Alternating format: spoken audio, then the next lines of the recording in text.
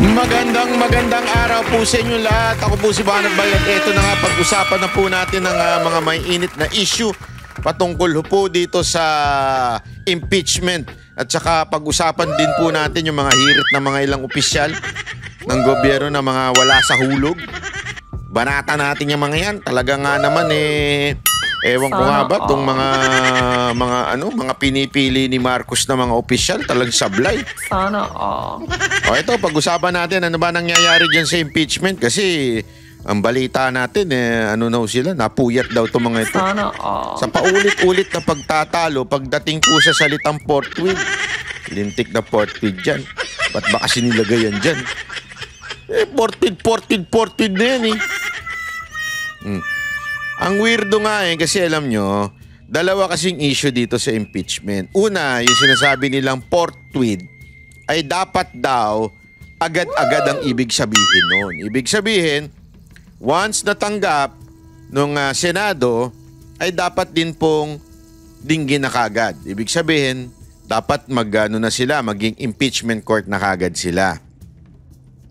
Ang paliwanag naman ng iba dyan, ang ibig sabihin ng forthwith ay hindi naman ibig sabihin agad-agad. Ang ibig sabihin daw ng forthwith ay kung isusunod na kagad dun sa agenda ng Senado. Ibig sabihin, kung meron na nakalinya, hindi pwedeng suplakin yun, tanggalin yun, tapos biglang ipapasok tong impeachment court kagad. Kasi nga, kung sinasabing gusto kagad ng batas na maging korte kagad ang Senado pagpasa ng impeachment complaint, abay dapat ang nilagay daw salita niya doon sa konstitusyon ay immediately. Kaya lang hindi nga immediately. Forthwith nga So yun ang argumento. Pangalawa, ang pangalawang argumento naman dyan na ngayon nagkakaproblema sila. Kasi nga, tila may isa pang issue yung kung ito po bang pag tinanggap o pag ginawang o nag-convene ang 19th Congress to Impeachment Court. The question is, pwede bang itawid yan from the 19th Congress to the 20th Congress? Sinasabi ng iba, pwede daw. Pero sabi naman ng mga batikan sa konstitusyon, hindi daw pwede kasi nga daw lahat ng pangyayari during the 19th Congress mag-i-end dyan tapos bago na sa 20th Congress. So, hindi daw pwede. Okay? So, kaya nga ngayon, minamadali na nila. Tapusin daw yung impeachment bago mag-June 30. Tapos, nagagalit naman yung mga nagpapasa ng impeachment, yung mga nagpupush ng impeachment. Alam nyo, ito naobserba ko lang. Naobserba ko lang na itong impeachment na ito, walang ibang nagpupush nito kung hindi na itong mga komunista tsaka yung mga makakaliwa. Hindi, isa lang pala yun. Itong mga CPP, NPA, EDF at tsaka itong mga pinklawan, itong mga liberal. Kasi nga, hindi nyo napansin, push na push sila. Push na push sila ang katulad din nila itong mga hilaw na komunista. Sino ba yon? Tinutukoy ni Ka Eric na hilaw na komunista. Yung mga grupo ni Ontiveros. Yan ang push na push. Pansinin niyo yung mga push na push. Ontiveros, bakit ba push na push yan? Kasi nga, may balita tayo na gustong kumandidato niyan sa 2028. So, para matanggal nila sa kasi alam mo, lahat ng mga lumalaban kay BP Sara Duterte, kulelat Wala mahina So, kailangan talaga nilang tanggalin si BP Sara Duterte para sila na lang maglalaban. Alam mo naman, para bagang yan parang, para maging maayos yung laro ng basketball, tanggalin natin yung import, ganun kasi pagka nandyan yung import, di ko alam ngayon nung panahon kasi namin, nung mga PBA pa, yung mga panahon ng Crispa Toyota, di ba? Naalala niyo sila Billy Ray Bates ba yun? Di ba? Pagka nandyan ang import, yung import na lang pinanunood. Parang yung iba, extra na lang. Para panoorin daw sila, kailangan tanggalin yung import. Parang gano'n Parang gano'n ang ginagawa dito kay BP Sara Duterte. Kaya ang mga push na push dyan, itong grupo ng Akbayan, itong grupo ni Ontiveros, kasi may pangarap, may ambisyon. At pangalawa, yung grupo ng mga Pinklawan. O syempre, di naman pa susuko yan. Ngayon, naipasok nila si Kiko at si Bam Aquino na nagulat sila. Huwag kayo masyadong umasa. Nadaan lang kayo sa, alam nyo na, sa data manipulation. Huwag kayo masyadong atat-natat. Kala nyo naman mananalo na kayo sa 2020. Hindi, feeling kasi nila may pag-asa na sila eh. Kaya sumusulpot na naman si Robredo eh. O, sa survey, biglang sumusulpot na naman si Robredo eh. Di ba? Makikita mo. O. So, feeling nila may pag-asa na naman sila.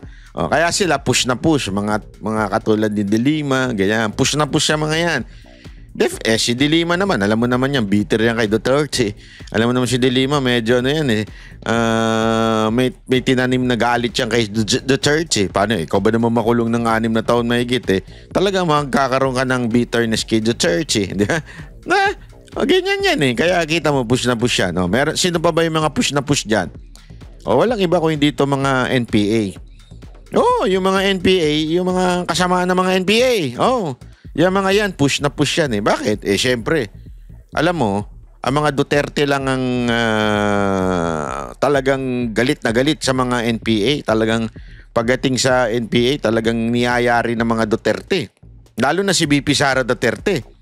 Kung si Pangulong Duterte, medyo noong una naging soft pa eh. Ang maalala ninyo, nagpasok pa ng mga NPA yan sa loob ng gobyerno eh. Tapos, pero ang alam ko, ayaw ni BP Sara Duterte noon eh. Kaya nga dati talagang gusto niyang pa-expel itong Makatay Black eh, di ba? Kasi nga, alam natin na supporter ng NPA yan. Kasamahan nila yan eh. CPP, NPA, NDF yung mga yan eh. So gustong pasipa ni BP Sara Duterte yan. Tapos ngayon, nakita nyo ba? May bagong post. May bagong post si Pulong. Laban din dito sa mga NPA sa Davao. Di ba? Parang nagpapasagmit siya ng kwento na basta meron siyang post ngayon na laban dito. Talagang etong mga Duterte galit sa NPA yan. Kaya nga naman etong mga katulad ni ewan ko nang banggitin. Basta itong buong Makatay Black talagang push na hindi makatakbo. Kasi alam mo, pag si BP Sara Duterte ang nanalong presidente, sa tingin ko isa sa mga buburahin niya yan, itong mga NPA. Sa tingin ko talaga yan ang focus ni BP Sara Duterte, burahin itong mga NPA sa kalendaryo tsaka sa Pilipinas, 'di ba? Sa mapa ng Pilipinas itong mga NPA.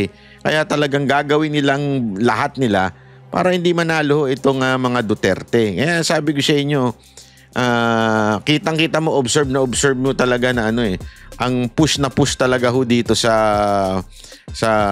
pagka-impeach ni BP Sara Duterte, walang iba kundi mga NPA yan eh.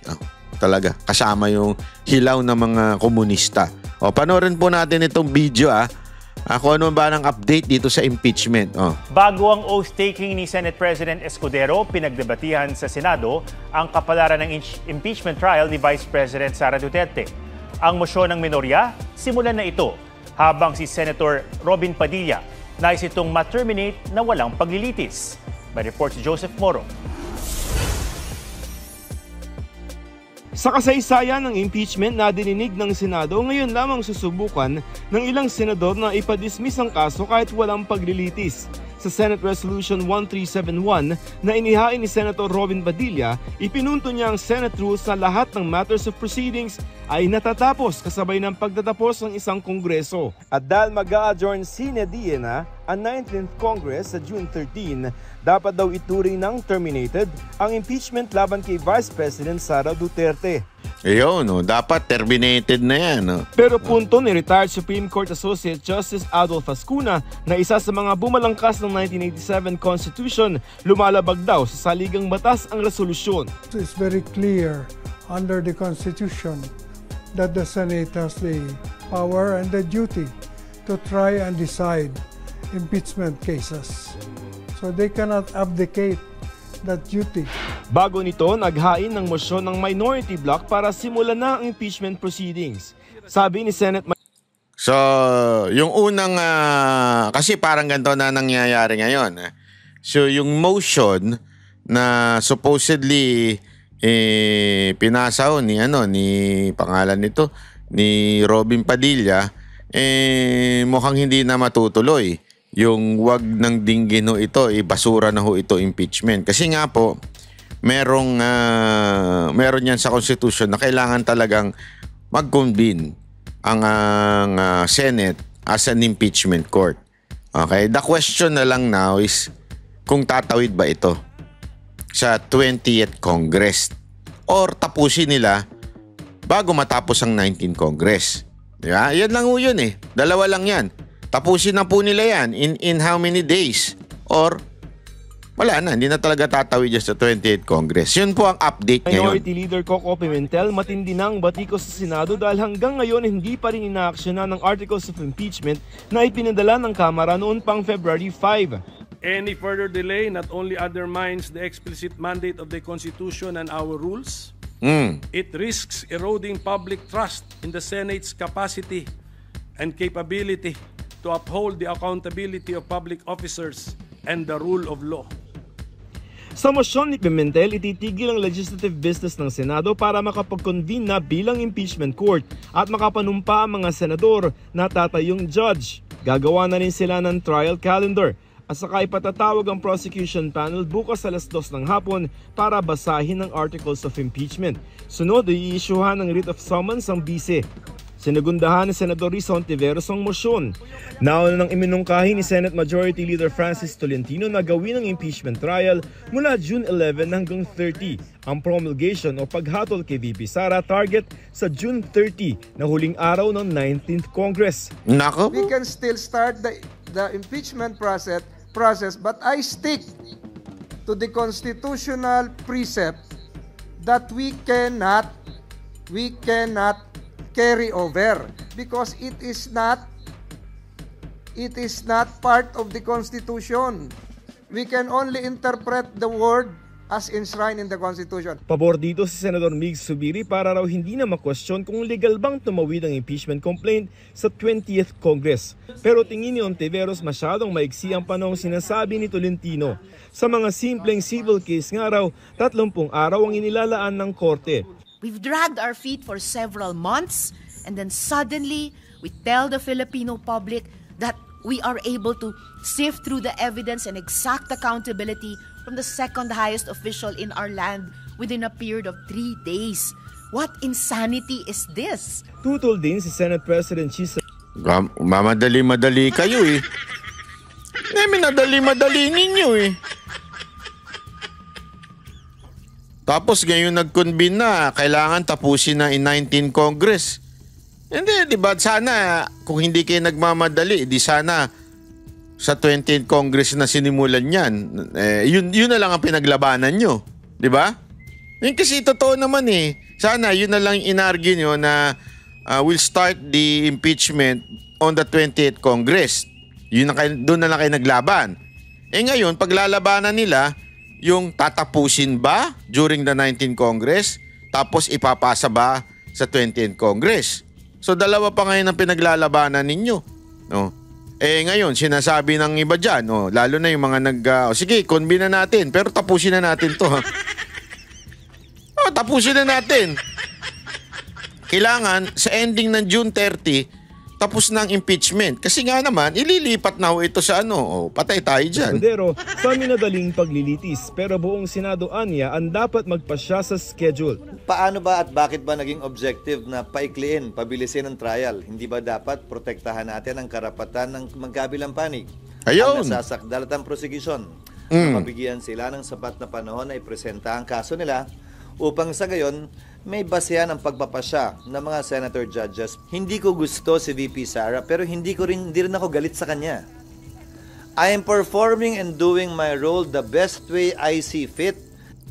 VP Sara Duterte, hindi ka daw gusto. Alam mo na ha, pag naging presidente ka, tanggalin mo sa speaker sa pagiging Senate President. Without any fear or bias in favor or against anyone. Ginagamit na basihan sa agarang pagdaraos ng trial ang clause sa Article 11, Section 4 ng Saligang Batas na trial by the Senate shall proceed forthwith. Si Ascuna mismo ang nagpalagay ng salitang forthwith. Nakita niya yung balita Anong sinasabi dito? Tingnan niya Tingnan niya yung papaano inispin ng media yung balita. Bias in favor or against anyone. Ginagamit na basihan sa agarang pagdaraos ng Ginagamit daw na basihan sa agaran na trial ang clause sa Article 11, Section 4 ng Saligang Batas na nasimula na impeachment ay yung trial by the Senate shall proceed forthwith. So ginagamit daw na basihan na simula na kagad ito impeachment ay yung salitang forthwith. Tapos biglang interview siya ng akala mo yung interview ay papabor dun sa sinasabi niya. Tingnan mo yung biglang sagot ang nagpalagay ng salitang forthwith. Forthwith, hindi necessarily right away. Hindi necessarily right away. There can be some delay as long as there's some delay as long it's as reasonable. Reasonable. Ibig sabihin, meron talagang sa madaling salita, ang linaw. Doon sa mismong sumulat mismong sumulat ng salitang forthwith sa konstitusyon natin, sinasabi niya, may konting delay. Pwede. Hindi agad-agad. Kaya mali yung definition. Kanina, sinabi pa mismo nagbasa pa ng diksyonaryo si Pimentel, sabi niya agad-agad daw ang ibig sabihin sa dictionary sa Tagalog ng forthwith. Ito na nga mismo nagsulat, sinasabi niya hindi naman agad Pwede may konting delay, depende nga yan sa schedule ng Senate. Ang linaw. Kaya yung mga nagsasabi ng forthwith dyan, ulul nyo. Gago! Hindi, ulitin natin Hindi ako sasagot. Hindi, Daraos ng trial ang clause sa Article 11, Section 4 ng Saligang Batas na trial by the Senate shall proceed forthwith. Si Ascuna mismo ang nagpalagay ng salitang forthwith. Forthwith, hindi necessarily right away. There can be some delay as long as it's reasonable. Ang defense team ni di ba? Pwede ma-delay as long as it's reasonable. Kasi nga, yun yung dinadahilan ni Escudero na sandali, meron pa tayong mga tinatapos na batas. Kailangan mo nang tapusin ito. Sige, madali kayo. Pinilit nila si Escudero kanina na mag-oath taking. Okay, nag-oath taking. Tapos bukas yung mga senador sa 19 Congress. Tapos, ano mangyayari? Abay, kailangan nang tapusin. Sinimulan na natin Hindi pwede itong masyadong ibabad. Mamumuti ito. Baka magkakulay-kulay ng iba to. Baka masira na, magpunit-punit na to. Kaya kailangan, pag sinimulan, tapusin na kagad. Kasi nga, hindi na, questionable na naman yung pagtawid sa 28th Congress. Kaya magtataka kayo, bakit yung ibang mga kaalyado pumabor na magsimula na? Pansinin nyo? May mga pumabor na magsimula na Alam nyo kung bakit? Feeling ko kasi talagang hindi nila patatawirin ito ng 28th Congress. Tatapusin na ito. Ang maganda, pag tinapos na agad-agad ito, masagot na kagad. Nang tapos na. Alam mo, hindi naman tayo natatakot. Wala naman tinatago dyan sa impeachment. At ako, confident ako na may papanalo ng mga abogado ni BP Sara Duterte itong impeachment. Magaling ito mga ito Mga matatalino ito hindi ito. At saka unang-una, wala naman ding talagang masasabi mong kalokohang ginawa. Mismo nga ang COA, sinabi, malinis. May ebidensya yan Yung COA na yan na mismo nagsabi, itong panahon ni Marcos. Malinis, walang problema doon sa budget ng Office of the Vice President. So doon pa lang, kita na ho natin na talaga namang walang kasalanan, walang korupsyon, wala lahat. Di ba? Pambihira, yung issue pa nilang malabo na iba Yung issue katulad na gustong patayin si Marcos. Ba't buhay pa? Hindi, ako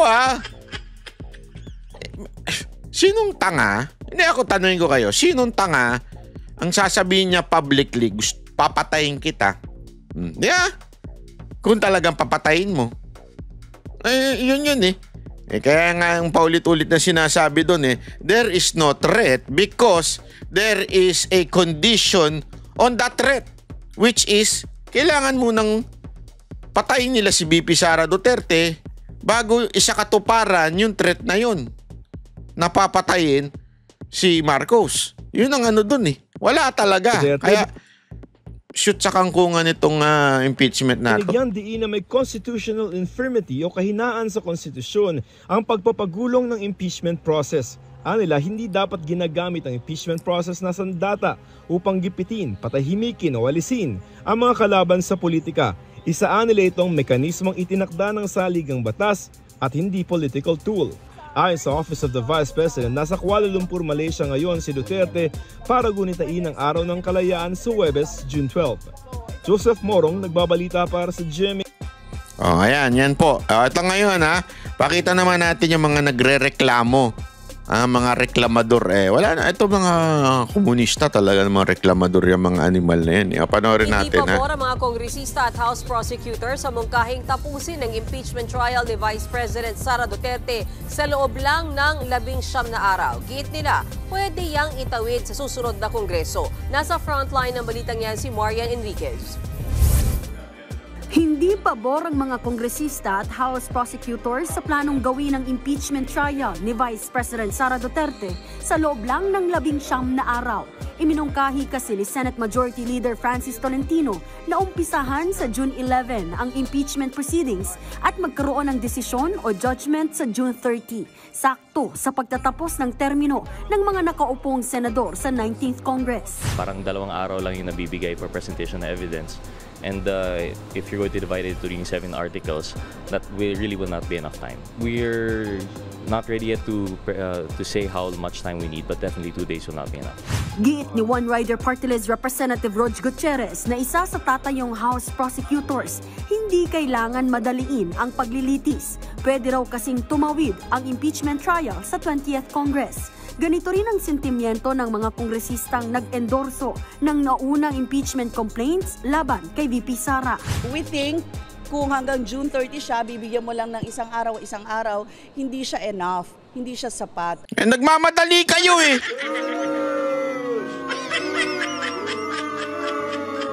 Nagmamadali kayo, tapos ngayon biglang hindi pa sapat. Bakit di nyo...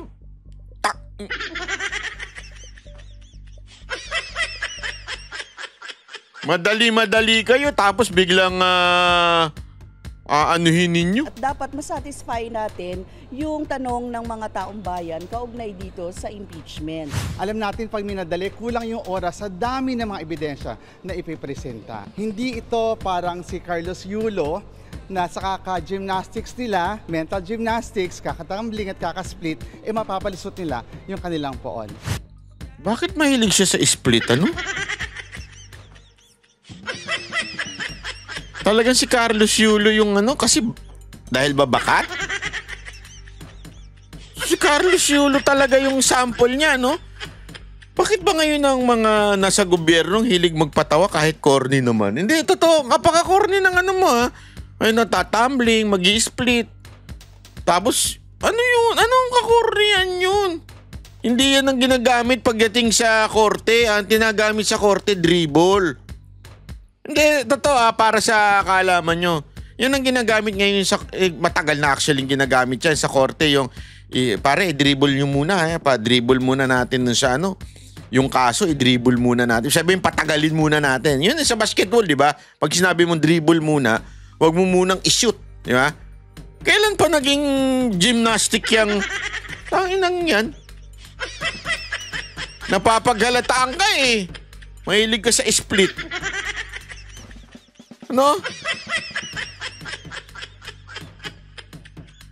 Hindi kaya pangarap niya yan dati? Nung bata siya mag-split. Tapos, nung nakita niya si Carlos Yulo, parang, ay shit, parang gusto ko yan. Ow.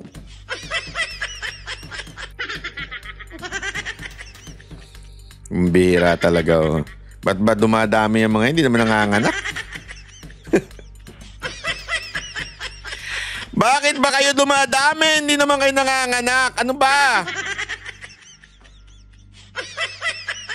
Hindi naman naniniwala si National Unity Party President at Camarines Sur 2nd District Representative El Rey Villafuerte na may kinalaman sa impeachment ang hindi pagpirma ni Deputy Speaker Joke Frasco sa Manifesto of Support para kay Speaker Martin Romualdez, bagay na ikinatanggal niya sa partido. If you're speaking of unity, the first thing that Duke should have done was raise the issue among party members, party leaders. He was the one grandstanding by issuing statements in the media. And the suspect of the members is that he's bargaining, arm-twisting the speaker to retain him as deputy speaker. Naunang sinabi ni Frasco na kailangan ng leader ng Kamara na nagbubuklod. Hindi raw yung nagpapalaganap ng pagkakawatak-watak. Naniniwala naman sina Senior Deputy Speaker Dong Gonzales at Deputy Speaker JJ Suarez na hindi mapapalitan si Romualdez.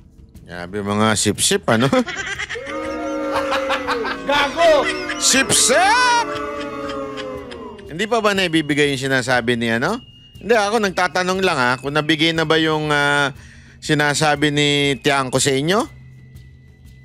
Wala akong, hindi galing sa akin yun kay Tiangco, yung mga pumirma daw. Hindi pa ba naibibigay sa inyo? Ay sus, kaya siguro todo-todo pa rin na sip-sip natin, no? Sip-sip! 285 congressmen have signed the manifesto support. And I think that is a true sign of unity. We want true leadership that can... And we answer that true leadership. Kairita. Alam mo, Kong, nakakairita yung ano mo, yung pagiging maarte mo ang magsalita. Para kang ikaw yung teacher ko nung high school. Really... Science teacher ko na lang. Ay, hindi pala. Mathematics pala. Science teacher ko, babae. Yung mathematics teacher ko na may pagkamaarte magsalita. Address the issues being faced by our country. Wala po alam na hindi pagkakaintindihan ng liderato.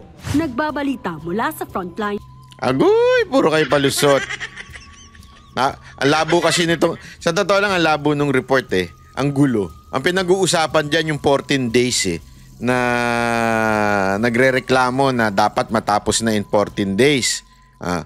Yun talaga yung news. Bigla napunta doon sa pagkatanggal ng isang membro ng isang partido. Kasi nga, ayaw ng, ang balita kasi doon, pumirma yung hindi na pumirma ng support yung si Duke Castro. Yung si Duke Castro, di na siya pumirma ng report ng support kay Romualdez dahil daw na-discover daw, basta may balita na na-discover na yung asawa ni Romualdez na si Tingog, yung nila doon, yung Congress o representante ng Tingog party list, ay may planong tumakbo sa palitan ng mga Prasco. Hindi pala Castro, Prasco pa. Duke Prasco. So palitan yung mga Prasco dyan sa Cebu, mga ganon. Alam mo naman yung mga yayamanin ng mga pamilya, yung talagang sa probinsya, yung mga alila, ganon. Mga alila, ganon, yung mga ganon, yung mga senyorita. Senyora, ano po yun, senyora? Senyorito. Hindi, marami pa niya sa mga probinsya, yung talaga sila yung nagahari ng mga lahi. Dati kasi nung unang panahon, nung panahon ng Hapon, panahon po ng mga Espanyol, 'di ba? Yung mga mga kilala diyan, yung mga mayayamang angkan. Ngayon baligtad na, hindi na mayayamang angkan. Actually mayaman pa rin, pero mga politiko na, 'di ba? Yung mga politiko na ngayon, alam mo 'yon, naghahari-harian ngayon sa probinsya. Siguro nagkaanohan ng sandali, bakit mo aanuhin tong teritoryo namin sa Cebu? Siguro, feeling ko kasi, iyak talaga sila sa Cebu Totoo. Feeling ko, umiyak talaga sila sa Cebu dahil kita nyo naman, yung ine-expect nilang panalo doon. Doon nila talaga pinagukulan ng pansin Mantakin mo yung 20 pesos na bigas, piling store lang dyan sa Cebu. Di ba? Talagang, yun ang focus nila. Doon pa sila talaga natalo. Kaya pinaghahandaan nila yung Cebu 2028, pinaghahandaan nila yan. Dahil vote rich city yan eh. Yung lugar ng Cebu. Naku, yung probinsya na yan eh. Yung talagang matindi ang dyan, botohan. Kaya I think, ang pagkaalam ko, mahigit 4 to 6 million ba yun ang botante ata dyan sa area na yan. So ibig ko sabihin lang, mukhang gusto nilang agawin, di ba? Kaya tuloy hindi pumirma yung si Joke Frasco, di ba? So, ewan natin, tingnan natin. Sana may sumunod sa kanya na mga congressman at umayaw na dito kay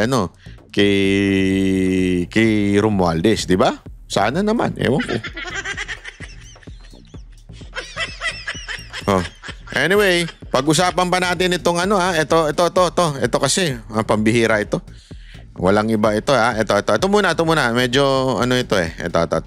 Ito yung mga bitaw ni Chis Escudero. With the permission of our colleagues, ilang bagay po ang nais ko sanang sabihin, paumanhin. Dininig ko muna ang posisyon at opinyon ng bawat isa bago ko pinagpasahang bumaba mula sa kinakaluklukan at kinakaupuan ko at sagutin ang ilan sa mga puntong ibinigkas nitong nagdaang ilang oras na. Una, nasabi na maikli lamang naman na panahon ang kailangan gugulin para dito, bakit hindi pa ginawa noon? Hindi ba't obvious na nakita po natin itong nagdaang magtatatlong oras? Na oras na pinag-usapan natin ang impeachment, mahaba ang diskusyon. Hindi ito simpleng 30 minuto lang sa pag-issue ng summons dahil kailangan pahintulutan at payagan ang mahaba at malayang debate. At bago po ako lumayo, nais kong pasalamatan ang aking mga kasamahan dito sa Senado para sa isang maayos, civil at naaayon sa rules natin na diskusyon at debate. Ayon na rin sa sinumpaan nating tungkulin na pagpasahan ng lahat ng bagay nang naaayon sa ating paniniwalang tama at nararapat nating gawin. Hayaan mong simulan ko po ang ilang mga binanggit. Mr. President, Your Honor, I wrote the members of the Senate on February 24, 2025, outlining the basic reasons why we cannot, as of yet, schedule the impeachment complaint.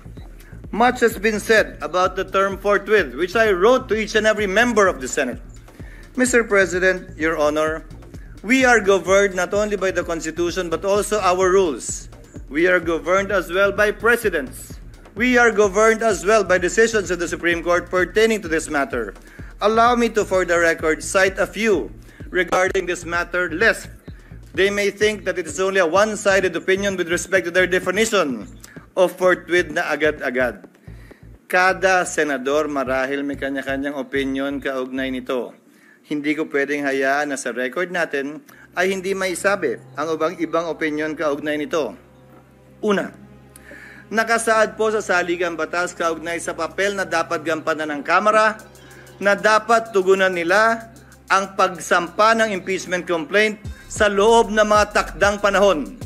Kung ilang session days para ilagay sa calendar, ilang session days para ilagay sa Committee on Justice, ilang session days para pagpasahan, ilang session days para pagdesisyonan ng plenaryo ng Kamara. Nakalagay din sa rules ng Kamara, anumang impeachment complaint regularly filed by one member, dapat po immediately, hindi po forthwith, immediately, i-transmit ng Secretary General sa Speaker. Nakalagay din. Naalala nyo nun, binabanggit ni Chis Escudero. Diba natanggap yung first complaint? Sabi doon, immediately, hindi forthwith ito malinaw. Immediately from receiving ng Secretary General, ipasa kagad kay Speaker. Kung maalala nyo nun, ang tagal, inantay muna at sinasabi ng Secretary General, antayin muna natin yung second and third para i-consolidate natin, tapos biglang tumalon sila sa fourth. So doon pa lang, sablay na yung proseso. Doon pa lang, malabo na. Kaya napaka-hipokrito mga kababayan, nitong mga dilawan, mga pinklawan, itong mga komunista diyan sa Kamara, napaka-hipokrito nila para sabihin na, di ba, nakasulat diyan forthwith. Ito nga, mas malinaw Immediately ang sinasabi ng Congress, from receiving from the Secretary General, immediately give it to the Speaker. Hindi nila ginawa. Inantay muna nila yung pang-apat na impeachment at saka nila inaksyonan. Tapos ngayon magre-reklamo sila dun sa forthwith na yan. Yung mga dilawan, yung mga liberal, yan ang paulit-ulit. Lalo na yung mga commentator, yung spokesperson ni Leni Robredo dati, si Attorney Barry ba yun? At saka itong yung laging yung political expert, analyst dyan sa TV5, yung kalbo. Hindi pala kalbo, upaw. Di ba? Hindi pala upaw, pareho lang din yun eh. Yung panot. Iba yung panot yun. Iba yung kalbo sa panot. Yung panot, na dating nagtrabaho din kay Pinoy. Paulit-ulit siya, forthwith. Pero hindi nila kinwestiyon yung hindi pag-transmit ng Secretary General doon sa Speaker na sinasabing immediately. Di ba napaka-plastic ko? Ganito sila ka-plastic mga kababayan. Yan yung sinasabi ngayon tapos bigla magagalit sila kay dito kay Chis Escudero. Sa sariling rules ng Kamara, ang Speaker dapat sa loob ng 10 araw i-refer sa Committee on Justice. Bakit mahalaga? 10 araw i-refer sa Committee on Justice from the Speaker. Nasunod ba? Yun. Dahil sang-ayon sa desisyon ng Korte Suprema sa Francisco case, dyan magsisimula ang 1-year ban sa pagsasampa ng pangalawa, pangatlo o pang-apat na impeachment complaint. Hindi yan ginawa ng Kamara. Sa katotohanan. Hindi rin ginawa.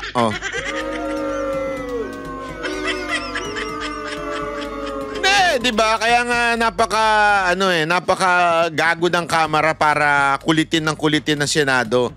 Hindi rin ginawa yan eh. Hanggang nag-adjourn tayong lahat bilang Kongreso noong February 5, hindi yan ginalaw ng Secretary General sa kabila ng magkatabi lamang naman ng opisina ng Secretary General at ng Speaker.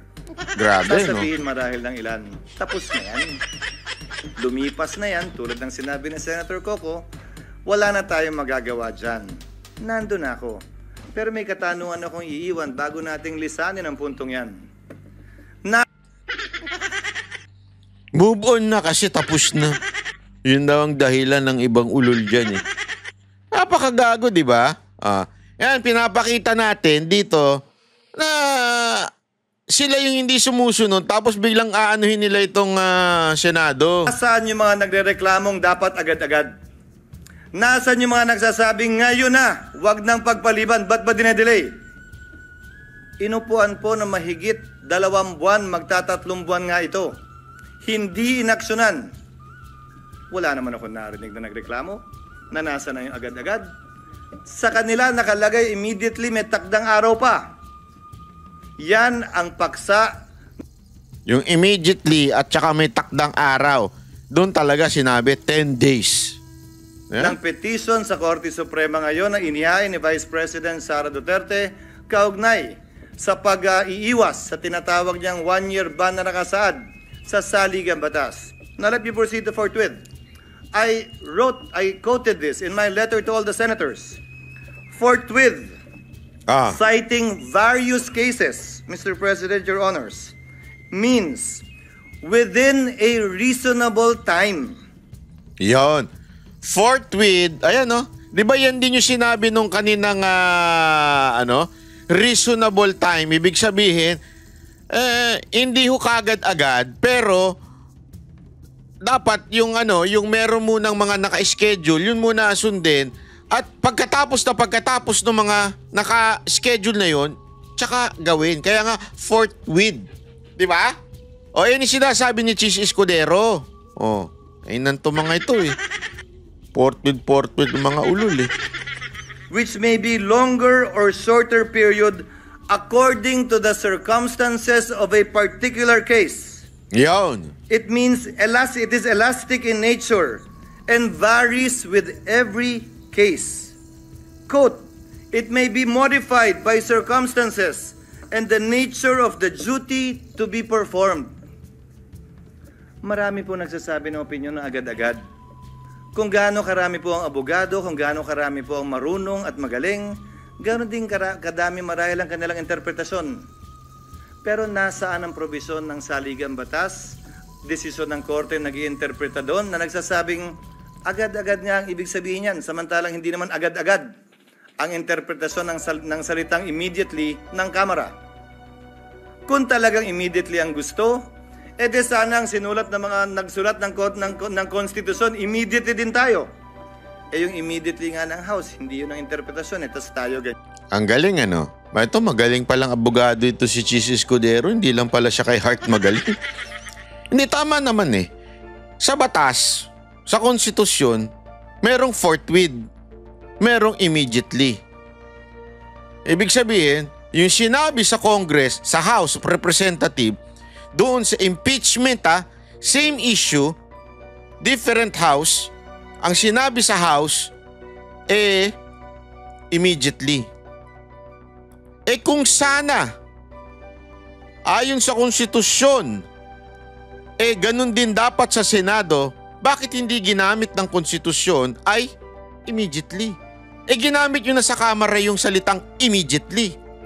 Bakit hindi nyo ginamit sa Senado?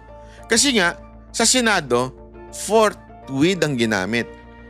If therefore, in interpreting the two things differently, di ba? Magkaiba siya. Kung magkapareho ng kahulugan yan, bakit hindi na lang iisang word ang ginamit? Tama, mali. Diba?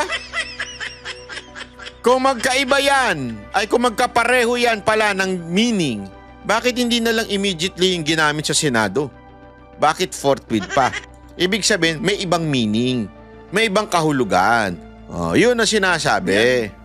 If the prosecutors themselves, the complainants themselves were not that interested and sat on these complaints for over 2 months, tayo bigla ngayon, mamadaliin nila habang nagpabanjing-banjing sila ng mahigit 2 buwan sa mababang kapulungan.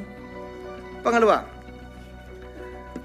bagaman tama si Senator Pimentel at sang-ayon ako na pwede tayo mag-trial habang recess. Ginawa na po yan sa kaso ni Chief Justice Corona.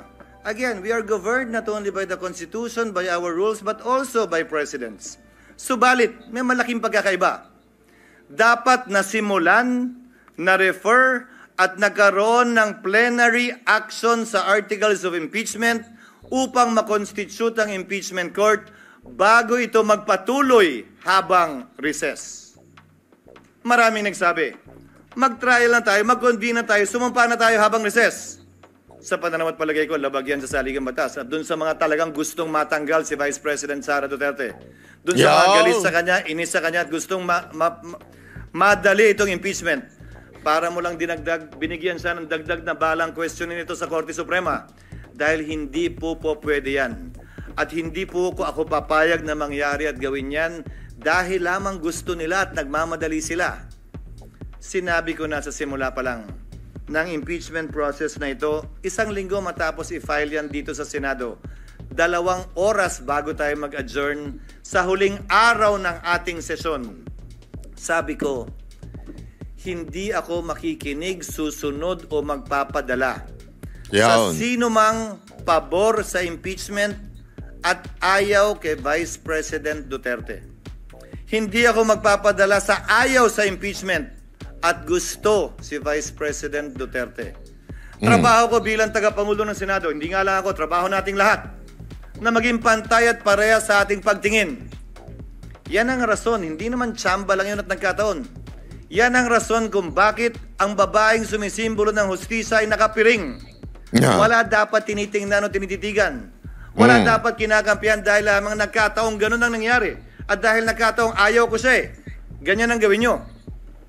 Let's go back to presidents, Mr. President. 3 lamang na ibig sabihin ng presidents, hindi yung presidente, Ibig sabihin ng presidents yung nangyari ng patungkol ho dyan sa issue na yan. Ibig sabihin, tingnan natin yon. Ano ba nangyari noon? At ano ba ang sagot ng batas doon? Yun. Hindi ho yung presidente, Impeachment complaint ang naitawid ng Kongreso patungo sa Senado na inabutan ko na matapos ang 1987 Constitution. 3 po lamang. Ang impeachment complaint laban kay dating Pangulong Estrada, ang impeachment complaint laban kay Chief Justice Corona at ang impeachment complaint laban kay Ombudsman Gutierrez. Hayaan niyo pong isa-isahin ko. Isinampa ang impeachment complaint laban kay Pangulong Estrada Magno Nobyembre. Nung nag-recess ang Senado, tumigil ang trial. Nag-resume sila pagkatapos ng recess. May nagreklamo ba? May nagsabing, uy, fortuit ah. Yan ang president ng Senado. Nung nag-trial at hindi binuksan ang second envelope, yun yung maaalala. Nag-walkout ang prosecutors, hindi na bumalik. Anong ginawa ng Senado? Wala ng prosecutor, wala ng interesado, dinismiss forthwith yung impeachment complaint. Dahil nawala na yung prosecutors. Tama nga naman. Hindi na pala interesado yung mga prosecutor, ano pang gagawin ng Senado magtawag ng hearing? Sa kaso ni Chief Justice Corona, sinampa 5 araw bago mag-adjourn ng Senado. Nagsimula ang trial pag-resume pagkatapos ng Christmas break. Pero bago mag-break o habang break, nag-issue ng summons. Nagkasagutan. Yun naman talaga yung balak natin pag-resume nitong 2 linggong ito. Yun lang, Mr. President, mga kasamaan.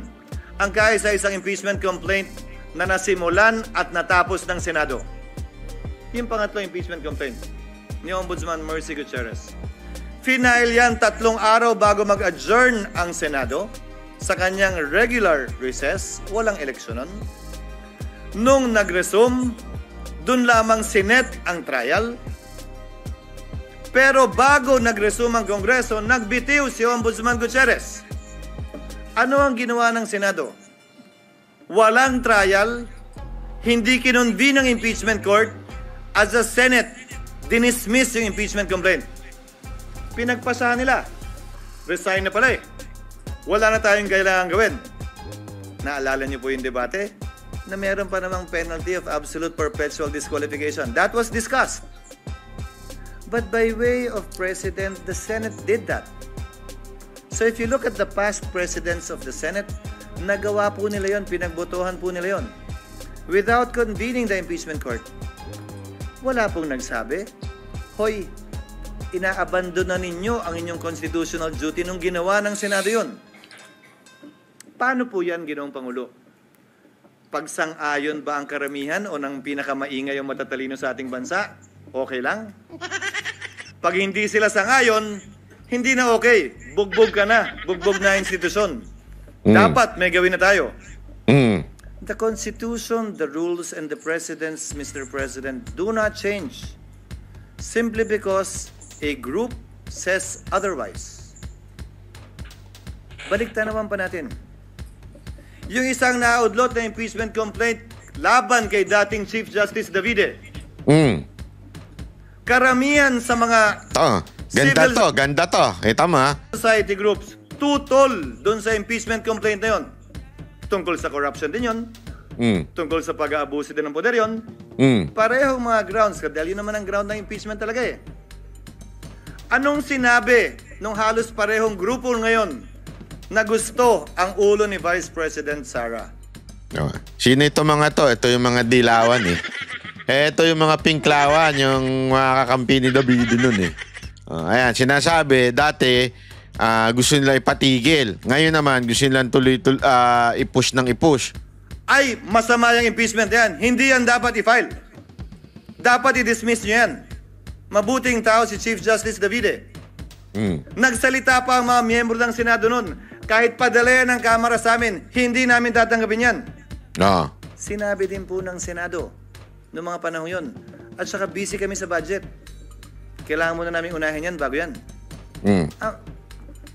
Babalik ko ang katanungan. Nagbabago ba? Depende kung sinong may gusto. Hindi ba dapat kung ano yung pamantayan at batayan kaugnay ng impeachment complaint, sino man ang nasasakdal? Pareho at parehas ang pagtrato natin. Kasi nga, yun eh. Yan yung sinasabi natin mga kababayan na hypocrisy. Di ba? Minsan talaga, itong mga, lalo na, ito alam mo pinaka-hipokrito mga to, yung mga dilawan, yung mga pinklawan, yung mga kasama ni Bam Aquino tsaka ni Kiko Pangilinan. Yan sila Dilima. Yan ang pinaka mga hipokritong politiko sa Pilipinas. Basta kalaban nila, ang tindi nilang kundinahin. Pero pag hindi nila kalaban, medyo diyan ka muna sa tabi. No, kaya naman pagkakampi nila, protektado ka. Ganon yung mga yan. Kaya nakakainis siya mga yan eh. Sa totoo lang, nakakabuisit yan. Ngayon, biglang nag-iingay kasi nga alam nila makakalaban nila si VP Sara Duterte sa 2028 election. Kaya ang iingay ngayon, yan ang totoo, ang iingay po ng mga yan ngayon.